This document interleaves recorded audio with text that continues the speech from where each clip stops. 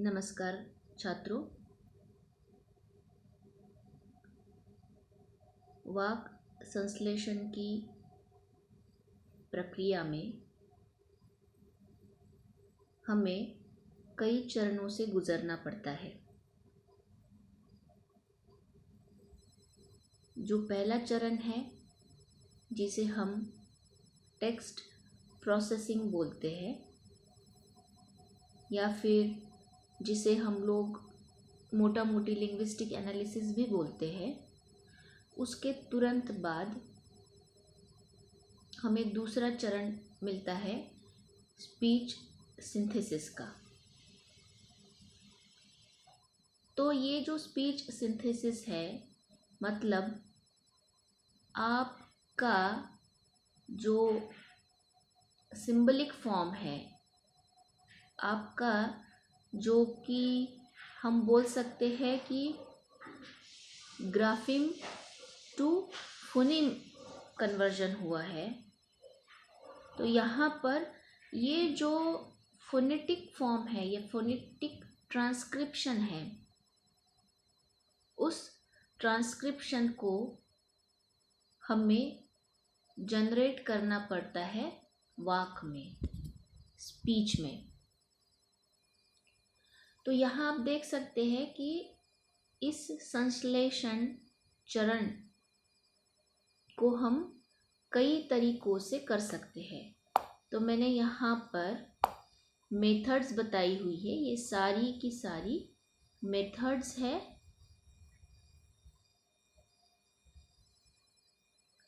Text to speech synthesis के आखिरी चरण की, मतलब स्पीच सिंथेसिस।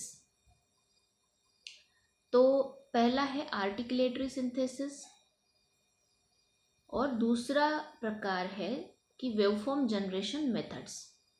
तो इसमें हम यहाँ देख सकते हैं कि formant synthesis, concatenative synthesis, statistical parametric synthesis, ये मुख्यतः 3 प्रकार है जिसमें कि वेवफॉर्म जनरेट होता है।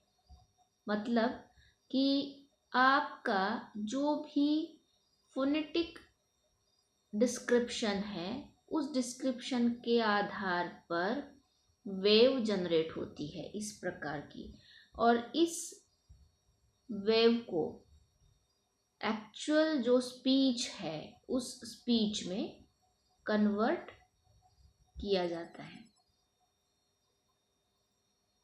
तो यहाँ आप देख सकते हैं कि कंकैटिनेटिव में भी 2 प्रकार है, डाइफोन सिंथेसिस और यूनिट सिलेक्शन मेथड।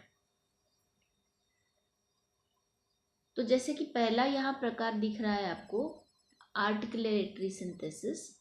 तो ये आर्टिकुलेटरी सिंथेसिस सबसे पुराना प्रकार है।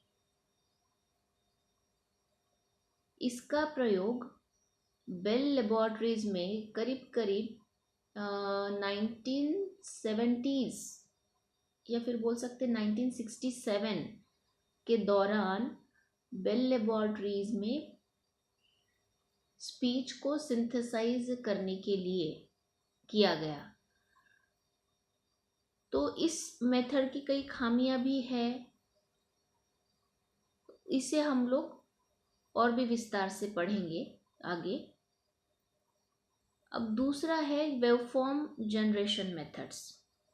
तो यहाँ पहला जो है फर्मेंट सिंथेसिस।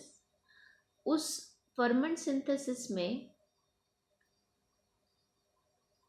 जो वाक की फंडामेंटल फ्रीक्वेंसी है या फिर वाक के जो फॉर्मेंट्स है, उस फॉर्मेंट्स के आधार पर वेव जनरेट होती है और फिर वेव का स्पीच में रूपांतरण होता है।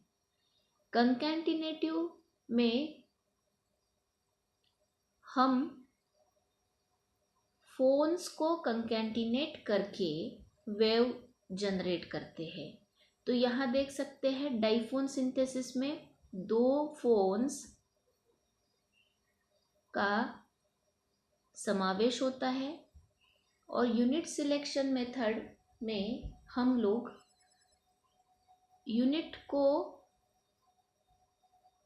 सिलेक्ट करते हैं, जैसे कि वो फ़ोन भी हो सकता है, वो ट्राईफोन भी हो सकता है, या वो एक शब्द भी हो सकता है।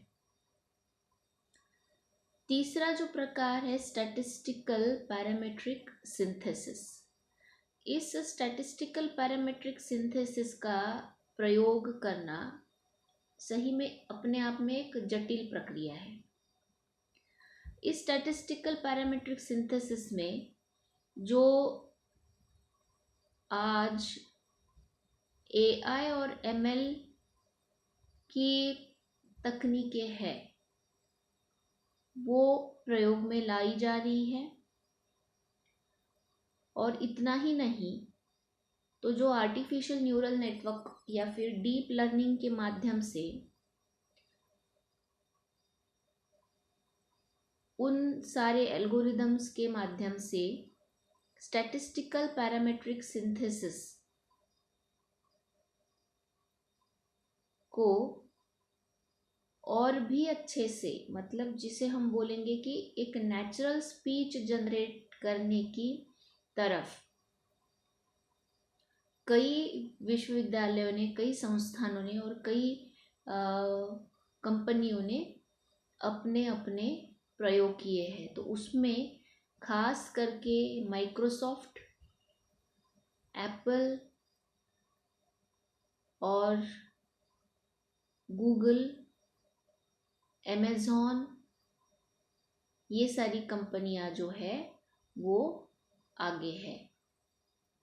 तो अब आपको इन सभी स्पीच सिंथेसिस के जो टाइप्स है वो अच्छे से याद रखने हैं, नोट डाउन भी करके रखने हैं।